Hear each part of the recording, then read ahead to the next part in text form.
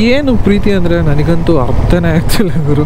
ನೀನೇ ಎಲ್ಲ ನೀನಿರದೆ ಬಾಳೆ ಇಲ್ಲ ಅನ್ನುವುದು ಪ್ರೇಮ ಅಲ್ಲ, ಮರಗಳನ್ನು ಸುತ್ತೋದಲ್ಲ, ಕವನಗಳ ಗೀಚೋದಲ್ಲ, ನೆತ್ತರದಿ ಬರೆಯೋದಲ್ಲ, ವಿಷವನ್ನು ಕುಡಿಯೋದಲ್ಲ, ಮೌನವೇನೆ ಧ್ಯಾನವೇನೆ ಪ್ರೇಮ ಅಂತಾರೆ.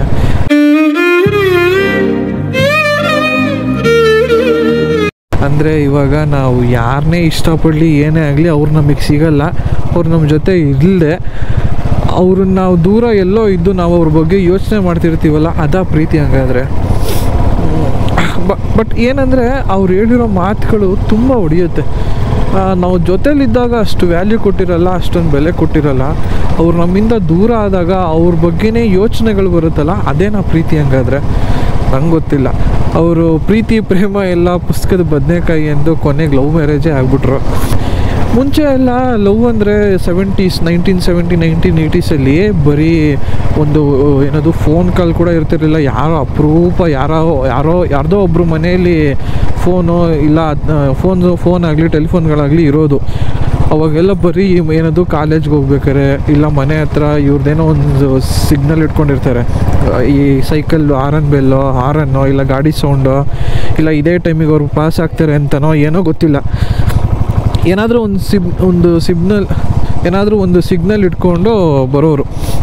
ಸೊ ಅವಾಗ ಮಾತ್ರ ಮೀಟಿಂಗು, ಅವಾಗ ಮಾತ್ರ ಸಿಗೋರು. ಬಟ್ ಬರ್ತಾ ಸ್ವಲ್ಪ ಅಪ್ಡೇಟ್ ಆಯಿತು. ಫೋನ್ಗಳು ಬಂದವು, ಲೆಟರ್ಸ್ ಬಂದವು, ಟೆಲಿಗ್ರಾಮ್ಸ್ ಬಂತು. ಟೆಲಿಗ್ರಾಮ್ ಎಲ್ಲ ಮುಂಚೆನೇ ಇತ್ತು, ಬಟ್ ಅಷ್ಟು ಯೂಸ್ ಮಾಡೋಕ್ಕಾಗ್ತಿರ್ಲಿಲ್ಲ. ಲೆಟರ್ಗಳು ಬರೆದ್ರೆ ಕಾಯಬೇಕಿತ್ತು, ಇದೇ ಟೈಮಿಗೆ ಬರುತ್ತಾ, ಒಂದು ಪೋಸ್ಟ್ಮ್ಯಾನ್ ಬಂದಾಗ ಮನೆಯವ್ರು ಯಾರಿಗೂ ಗೊತ್ತಾಗದೇ ಇರೋ ಥರ ಲೆಟರ್ಸ್ ನೋಡಬೇಕಲ್ಲ, ಆ ಥರ ಎಲ್ಲ ಒಂದು ಸೀನ್ ಇತ್ತು. ಅವಾಗೊಂದು ಬೆಲೆ ಇತ್ತು ಪ್ರೀತಿಗೆ. ಕಾಯ್ತಾ ಇದ್ರು. ಪ್ರೀತಿ ಅಂದರೆ ಅವ್ರಿಗೋಸ್ಕರನೇ ಯೋಚನೆ ಮಾಡೋರು, ಅಂದರೆ ಆ ಮೀನಿಂಗಲ್ಲಿ ಹೇಳಿದ್ರ ಇವರು ಅಂತ. ಒಂದು ಲೆಟರ್ ಬರೋಗೋಸ್ಕರ ಕಾಯೋರು, ಇಲ್ಲ ಆ ಟೈಮಿಗೆ ಅವ್ರು ಬರ್ತಾರೆ ಅನ್ನೋದಕ್ಕೋಸ್ಕರ ಕಾಯೋರು, ಅವ್ರ ಬಗ್ಗೆನೇ ಯೋಚನೆ ಇರೋದು.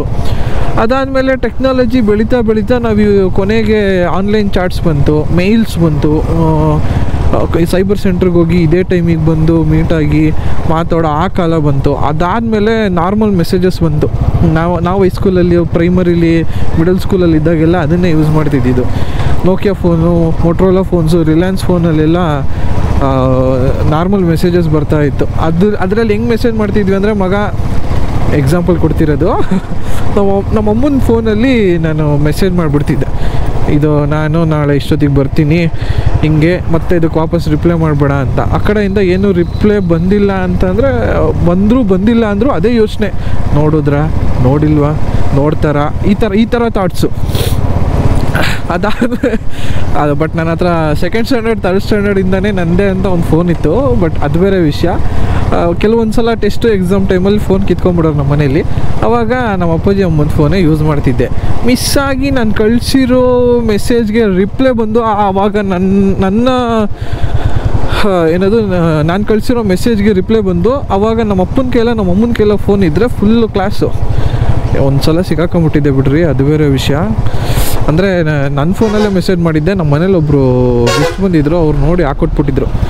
ಆವಾಗಲೇ ನನ್ನ ಹತ್ರ ಎಲ್ಲ ಮೆಸೇಜೆಲ್ಲ ಮಾಡ್ತಿದ್ದೆ ನಾನು.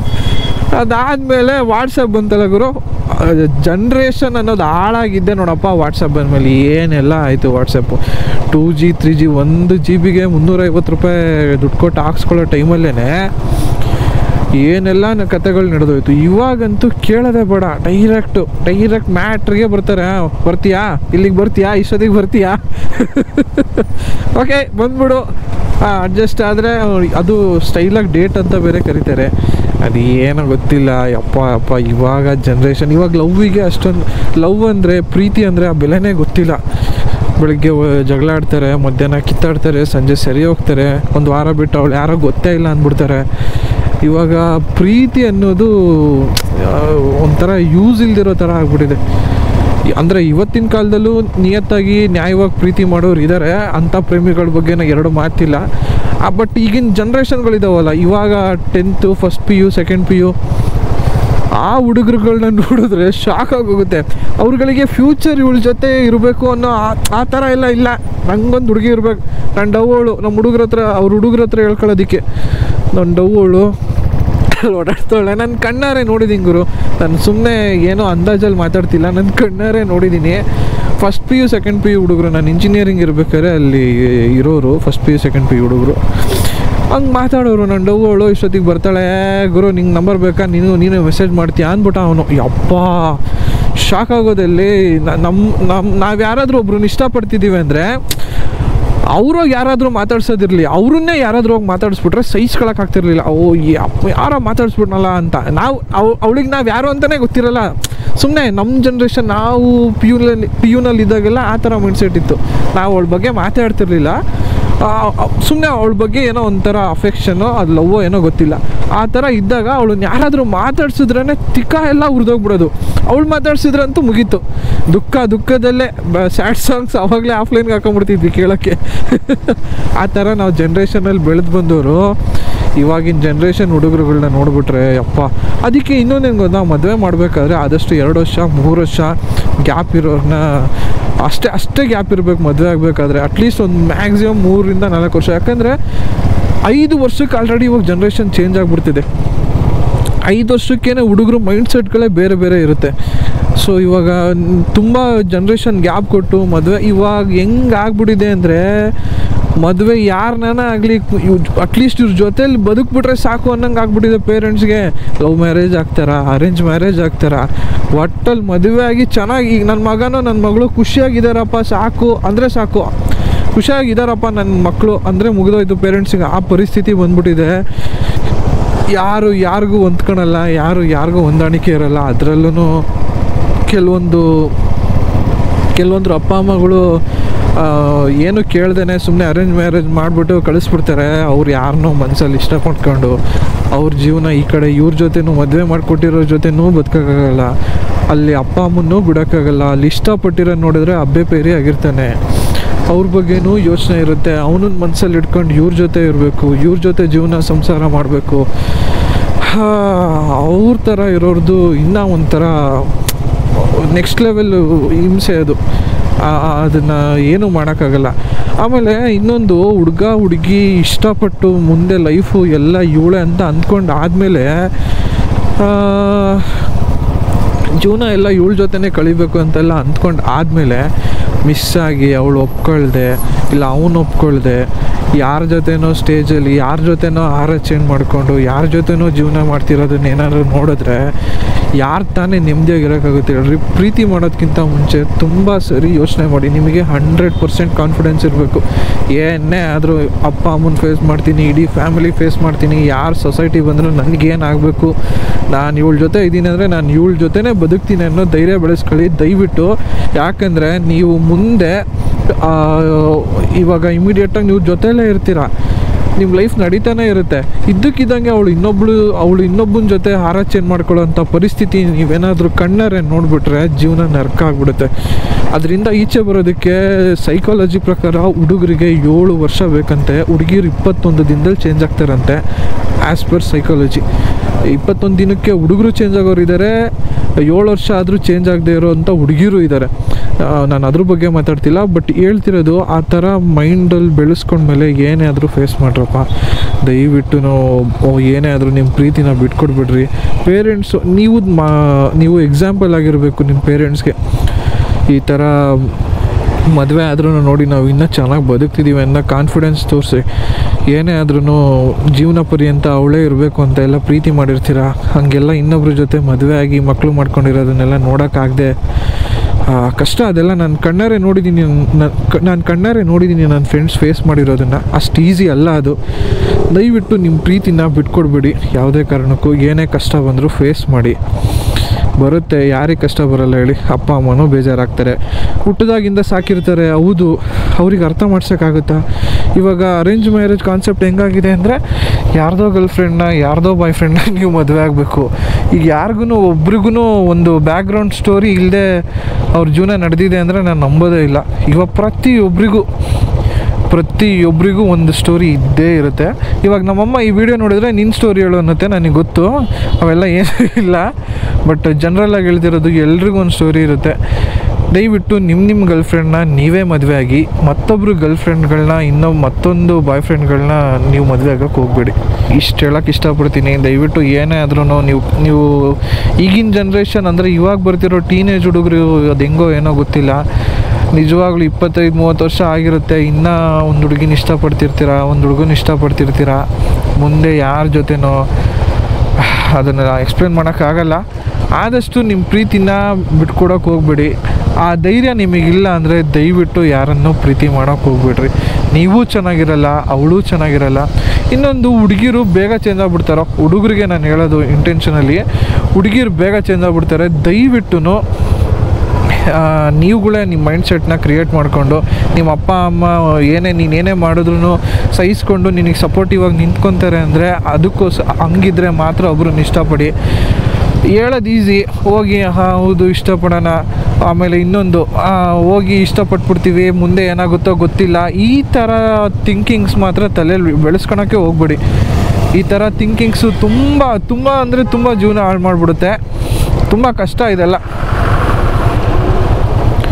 ಯಾಕೋ ನಾನು ಇದನ್ನ ಏನಕ್ಕೆ ಕೇಳಬೇಕು ಅಂತಂದರೆ, ಅಲ್ಲಿ ಯಾರನ್ನೋ ನೋಡಿದೆ, ಒಂದು 2-3 ಜನ ಕಪಲ್ಸ್ಗಳನ್ನ ನೋಡಿದೆ. ಅದು ನೋಡಿ ಹೇಳ್ಬೇಕು ಅನ್ನಿಸ್ತು. ಜಾಸ್ತಿ ಕೊರದೆ ಅಂತೆಲ್ಲ ಅಂದ್ಕೊಂಬಿಡಿ. ನನ್ನ ಕಣ್ಣಾರೆ ನೋಡಿ ನಾನು ಅನುಭವಿಸಿ ಫೀಲ್ ಮಾಡಿರೋದನ್ನು ನಿಮಗೆ ಹೇಳ್ತಾ ಇರೋದು. ನೀವು ಜಗಳಗಳಾಗುತ್ತೆ ಬಿಡು, ಅವಳದ್ದೇನು ನನಗೆ ಅವಳಿಂದ ಏನು ಆ ಥರ ಎಲ್ಲ ಬರುತ್ತೆ, ತೊಂದರೆಗಳು ಕಷ್ಟಗಳು ಎಲ್ರಿಗೂ ಬರುತ್ತೆ.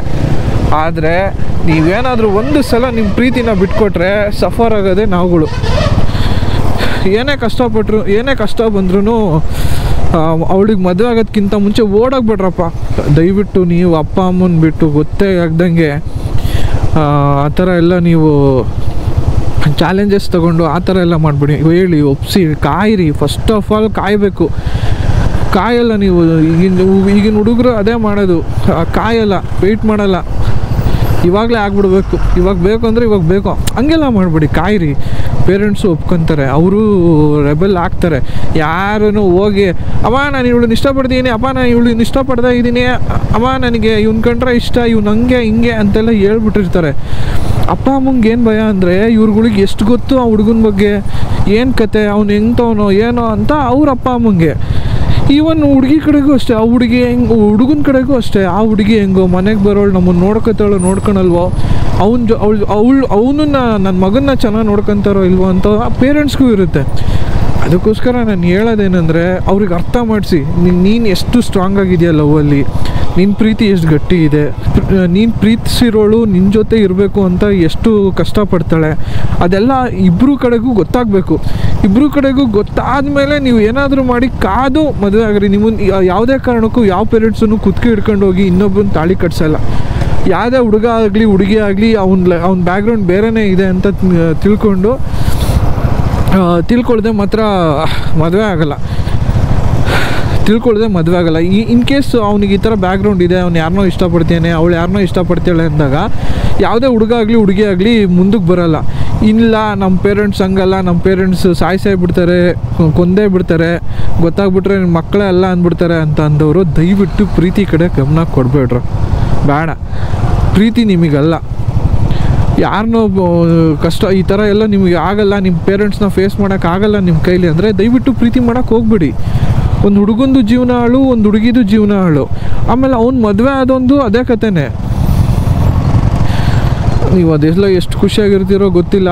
ನಾನು ಹೇಳೋದು ಒಂದೇ, ಇವತ್ತಿನ ಕಾಲದಲ್ಲಿ ಎಲ್ಲರೂ ದುಡಿತಾರೆ. ದುಡ್ಡು ದುಡಿಯೋದಕ್ಕೆ ಬೇಜಾನ್ ದಾರಿಗಳಿದ್ದಾವೆ. ಏನೇ ಅಂದ್ರೂ ದುಡಿಬೋದು, ಜೀವನ ಮಾಡ್ಬೋದು. ಒಂದು ಬೇಸಿಕ್ ನೀಡ್ಸ್ 20,000 ದುಡಿತೀವಿ ಅಂದರೆ 20,000ದಲ್ಲಿ ಒಂದು ಸಿಂಪಲ್ ಮನೆ ಜೀವನ ಮಾಡ್ಬೋದು. ಆದರೆ ಯಾವುದೇ ಕಾರಣಕ್ಕೂ ಪ್ರೀತಿ ಇಲ್ಲದೆ, ನೆಮ್ಮದಿ ಇಲ್ಲದೆ ಜೀವನ ಮಾಡೋಕ್ಕಾಗಲ್ಲ. ಇದು ಮಾತ್ರ ಯಾರು ಏನೇ ಅಂದರೂ ಇದು ಸತ್ಯ. ನೀನು ನೆಮ್ಮದಿ ಇಲ್ಲ, ನಿನ್ನ ಹತ್ರ ಕೋಟಿಗಟ್ಟಲೆ ದುಡ್ಡು ಕೊಳಿತಾ ಇರಲಿ, ನೀನು ಅಂದ್ಕೊಂಡಿದ್ದೆಲ್ಲ ಸಾಧಿಸಿರ್ತೀಯ, ಆದರೆ ನಿನ್ನ ಪ್ರೀತಿ ನಿನ್ನ ಜೊತೆ ಇರೋಲ್ಲ. ಅದು ಒಂದು ಸಾಕು, ನಿನ್ನ ಜೀವನ ಎಲ್ಲ ರೋದನೆ ಮಾಡಿ ಕಣ್ಣೀರಲ್ಲೇ ನಿನ್ನ ಜೀವನ ಆಗೋದಕ್ಕೆ ಆಗಲ್ಲ. ಬೇಗ ಈಚೆ ಬರೋಕ್ಕಾಗಲ್ಲ. ನೀವೇನೇ ಅಂದ್ಕೊಳ್ಳಿ, ಹಂಗೆಲ್ಲ ಬೇಗ ಈಚೆ ಬರೋಕ್ಕಾಗಲ್ಲ, ತುಂಬ ಕಷ್ಟ. ಈ ಸೆಂಟೆನ್ಸ್ಗಳನ್ನ ನಾನು ತುಂಬ ದಿನದಿಂದ ತಲೆಯಲ್ಲಿ ಇಟ್ಕೊಂಡಿದ್ದೆ. ಹೇಳೋದಕ್ಕೆ ಒಂದು ರೀತಿ ಸಿಕ್ಕಿರಲಿಲ್ಲ, ಒಂದು ದಾರಿ ಸಿಕ್ಕಿರಲಿಲ್ಲ. ನನ್ನ ಯೂಟ್ಯೂಬ್ ಚಾನಲ್ ಸ್ವಲ್ಪ ಯೂಸ್ ಆಗ್ಬೋದು, ಇದನ್ನು ಯಾವುದೇ ರೀತಿ ವ್ಯೂಸ್ಗಾಗಲೆಲ್ಲ ಮಾಡ್ತಿಲ್ಲ. ಇದನ್ನು ಪ್ರತಿಯೊಂದು ಯೂತ್ ಪ್ಲೀಸ್ ಇದನ್ನು ಅರ್ಥ ಮಾಡ್ಕೊಳ್ಳಿ. ನಿಜವಾಗ್ಲೂ ನಾನು ಮೊಳೆ ಹೊಡಿತಿದ್ದೀನಿ, ರೋದನೆ ಕೊಡ್ತಿದ್ದೀನಿ, ಕೊರಿತಾ ಇದ್ದೀನಿ ಅಂತ ಅಂದ್ಕೊಂಡ್ರೂ ಪರವಾಗಿಲ್ಲ. ಇದನ್ನು ಅರ್ಥ ಮಾಡ್ಕೊಳ್ರು ದಯವಿಟ್ಟು. ವೀಡಿಯೋ ಸ್ಕಿಪ್ ಮಾಡೋದಲ್ಲ, ಅರ್ಥ ಮಾಡ್ಕೊಳ್ಳಿ. ನಿಜವಾಗ್ಲೂ ಜೀವನನೇ ಹಿಂಸೆ ಆಗೋಗುತ್ತೆ. ನಿಮ್ಮ ಕೈಲಿ ಆಗಿಲ್ವಾ, ನೀವು ಓಡೋಗೋದು ಮಾತ್ರ ಮಾಡಬೇಡಿ. ಓಡೋಗಿ ಎಲ್ಲೋ ಮದುವೆ ಆಗೋದು ತುಂಬ ಕಷ್ಟ ಬೀಳ್ತೀರಾ. ನಿಮ್ಮನ್ನು ಸಾಕಿದವ್ರು ತುಂಬ ನೋವು ಅನುಭವಿಸ್ತಾರೆ, ನಿಮ್ಮನ್ನು ಅಷ್ಟು ವರ್ಷದಿಂದ ಬೆಳೆಸಿರ್ತಾರೆ.